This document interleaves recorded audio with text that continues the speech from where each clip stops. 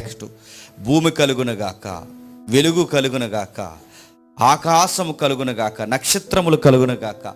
ఈ కలుగునగాక అని ఆది కాండంలో దేవుడు మాట్లాడుతున్నాడంటే శూన్యంలో తనలో తాను మాట్లాడుకోవట్లేదు ఆయన. అంటే మనం అప్పుడప్పుడు మన గోళ్ళ వైపు చూసి, నేల వైపు చూసి, గాల్లో చూసి మాట్లాడుతాం చూసారా, అలా మాట్లాడట్లేదు ఆయన. మాట్లాడుతున్నారంటే ఈ స్పేస్ స్టార్టింగ్లో ఎవరున్నారు? ఒకరు సంచరిస్తున్నారు. ఎవరు సంచరిస్తున్నారు? పరిశుద్ధాత్మ దేవుడు సంచరిస్తున్నాడు. ఆయనకు చెబుతున్నాడు భూమి కలుగునుగాక,